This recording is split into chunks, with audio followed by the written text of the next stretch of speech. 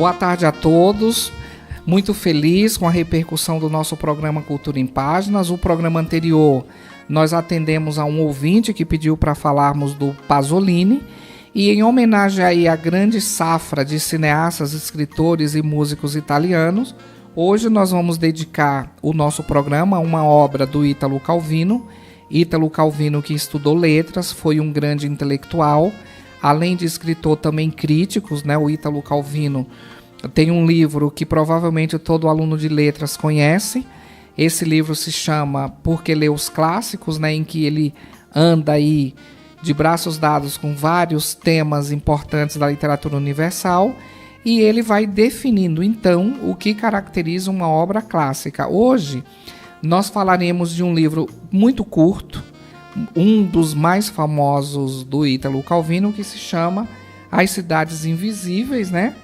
É uma edição da Companhia das Letras, e o livro propõe uma geografia fantástica, uma vez que o próprio título já diz: as cidades são invisíveis. Um pouco do Ítalo Calvino.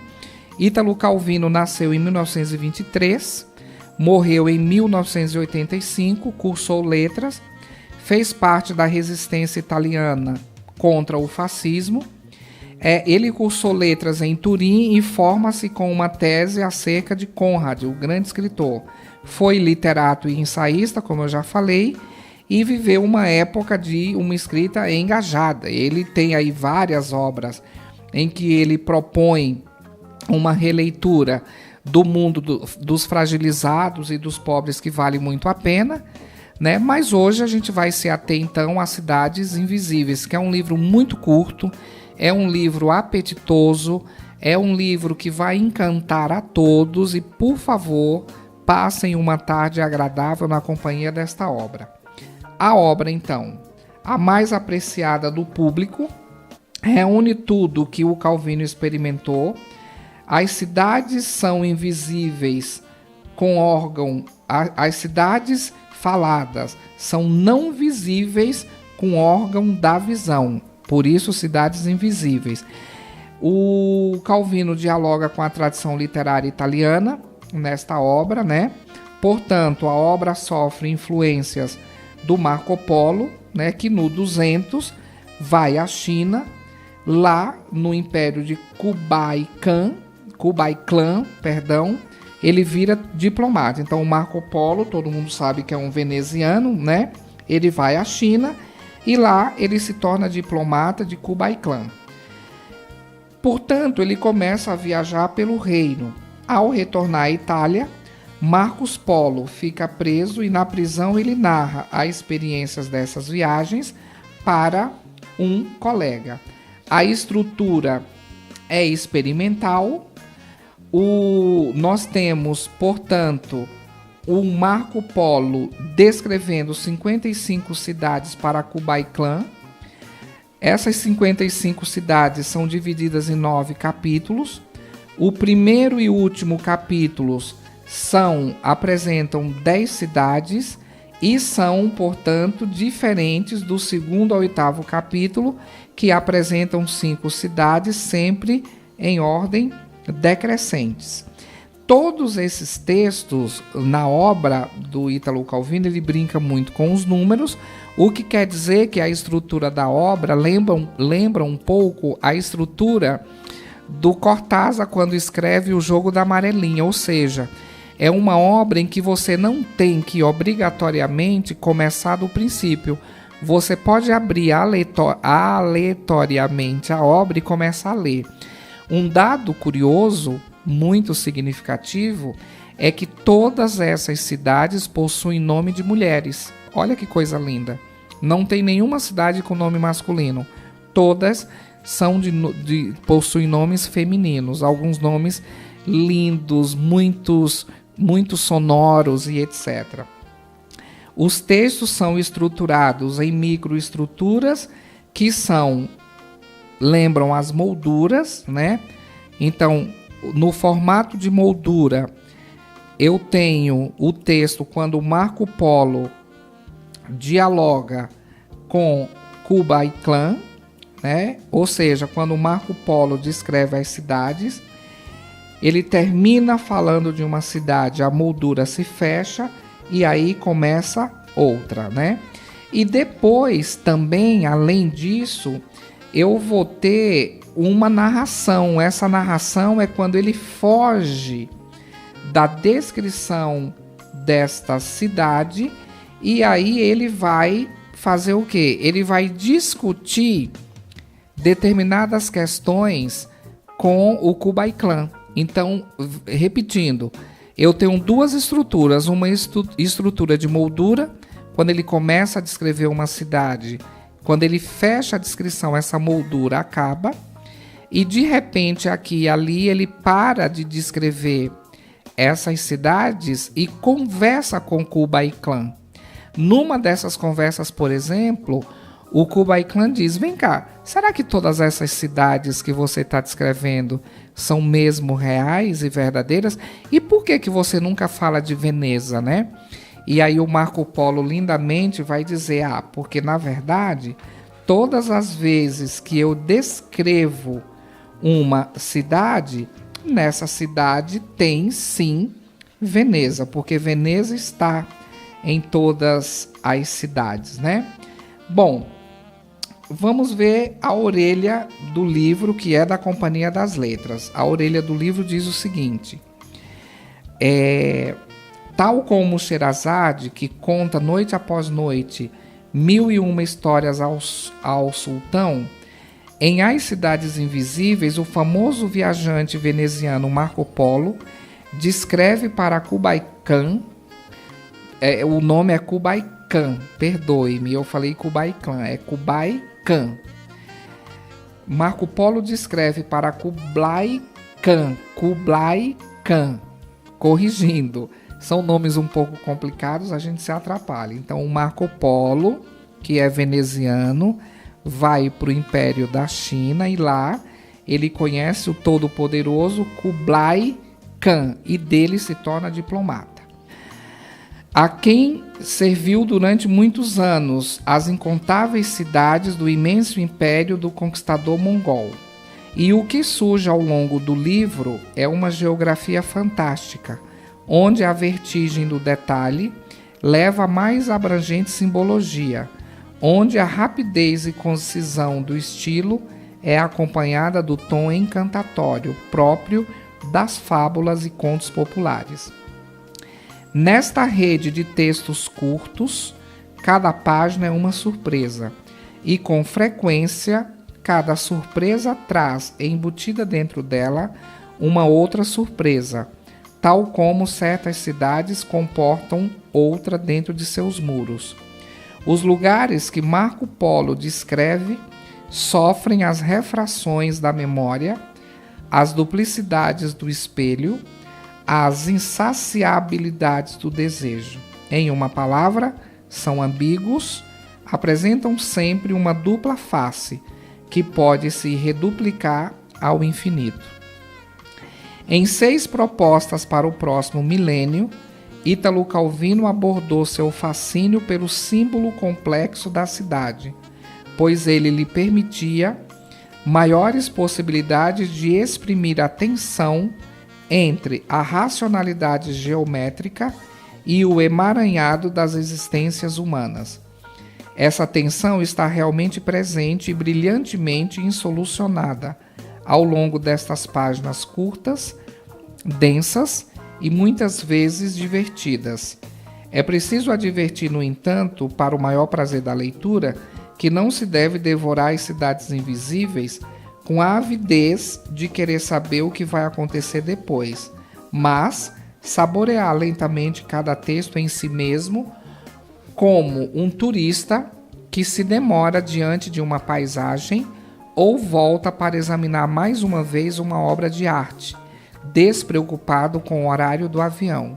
Só assim será possível captar um pouco do mistério de Zirma, Fedora, Hipásia, Eutrópia, Bersabeia, Andria, Laudômia e tantos outros nomes tão femininos, comportamentos tão singulares e aparências tão enganadoras, sem nos esquecermos do conselho do próprio Marco Polo ao poderoso Kublai Khan. De uma cidade, não aproveitamos as suas 7 ou 77 maravilhas, mas a resposta que dá às nossas perguntas. Eu vou ler pelo menos 2 cidades curtas para vocês terem uma noção do primor que é esta obra. Há uma frase belíssima na página 123 em que o Ítalo Calvino diz o seguinte: quem comanda a narração não é a voz, é o ouvido. Olha que coisa linda. Quem comanda a narração não é a voz, é o ouvido.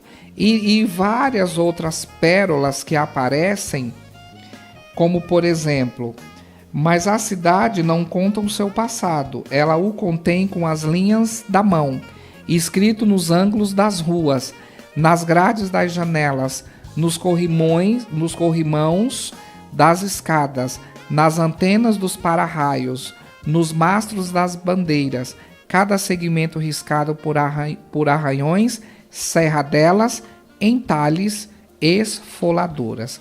Vejam que escrita primorosa. Então, como eu estava falando para vocês, eu vou ler um excerto em que nós temos o exemplo da moldura, que é quando ele fala, as cidades e os olhos. Então, aqui ele vai descrever uma cidade. Então, aqui eu tenho aquele formato de moldura. Então, vamos fazer o seguinte. Eu vou ler um formato de moldura, que é quando ele começa a descrever e finaliza a cidade. E depois vou ler uma outra forma do livro, que é a narrativa, quando ele dialoga com o diálogo entre o Marco Polo e Kublai Khan. Então, as cidades e os olhos, que é o centro do livro, né? Depois de marchar por 7 dias através das matas, quem vai a balse não percebe que já chegou. As finas andas que se elevam do solo a grande distância uma da outra e que se perdem acima das nuvens sustentam a cidade. Sobe-se por escadas. Os habitantes raramente são vistos em terra. Têm todo o necessário lá em cima e preferem não descer. Nenhuma parte da cidade toca o solo, exceto as longas pernas de flamingo nas quais ela se apoia. E nos dias luminosos, uma sombra diáfana e angulosa que se reflete na folhagem.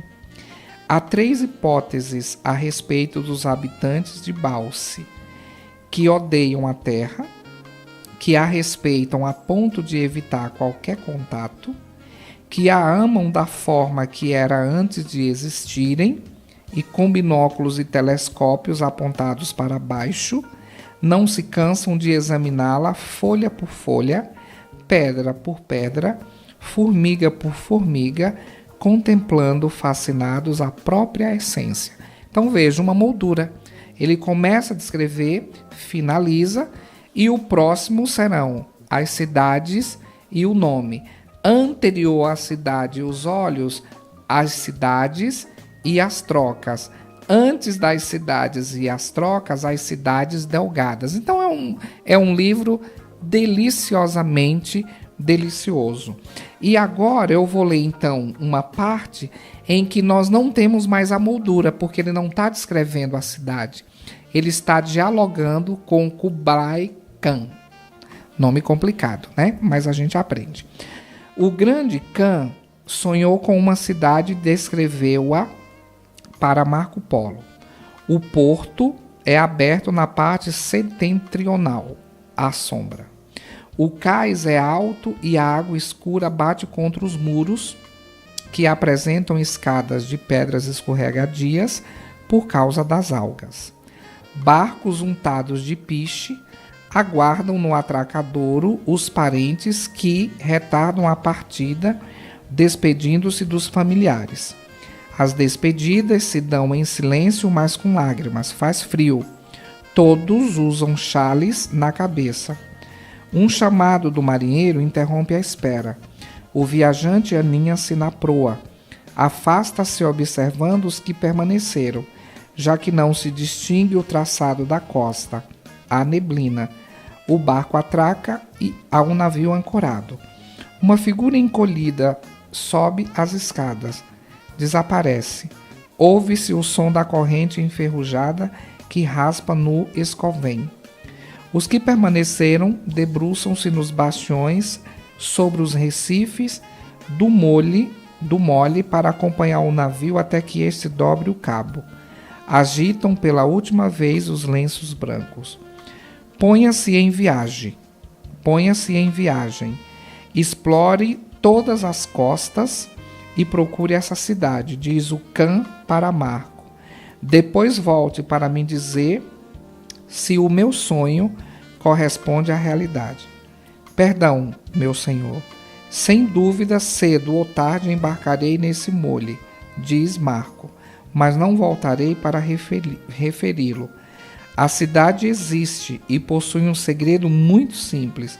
Só conhece partidas e não retornos. Que coisa primorosa, né? Então, recomendo vivamente a leitura das Cidades Invisíveis, do Ítalo Calvino, pela Companhia das Letras, né? Então, vamos finalizar com uma música do saudoso e querido Gessé, intitulada Porto Solidão, que tem tudo a ver com este livro, As Cidades Invisíveis.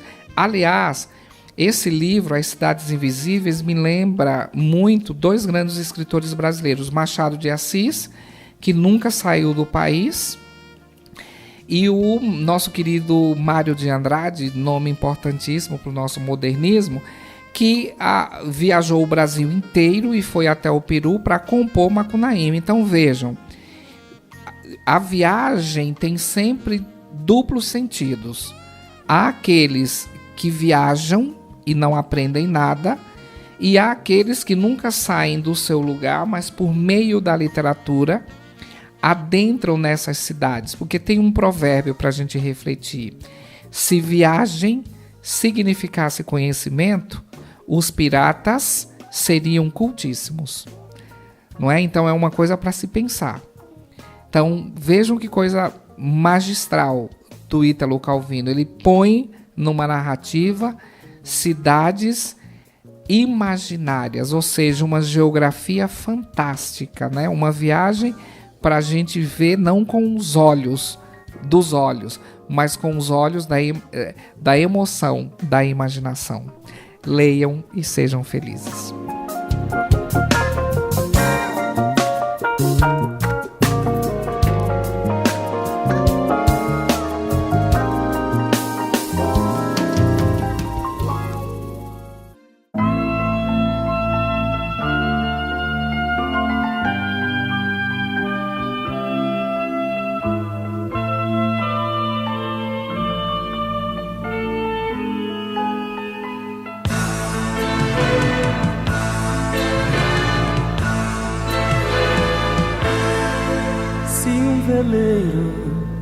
Repousasse na palma da minha mão, sopraria com sentimento e deixaria seguir sempre rumo ao meu coração. Meu coração, a calma de um mar que guarda tamanhos segredos, diversos, naufragados e sem tempo. Rimas de ventos e velas, vida que vem e que vai, a solidão que fica e entra, me arremessando contra o cais. Rimas de ventos e velas, vida que vem e que vai, a solidão que fica e entra, me arremessando contra o cais. Se um veleiro repousasse na palma da minha mão, sopraria com sentimento e deixaria seguir sempre rumo ao meu coração. Meu coração, a calma de um mar que guarda tamanhos segredos, diversos, naufragados e sem tempo.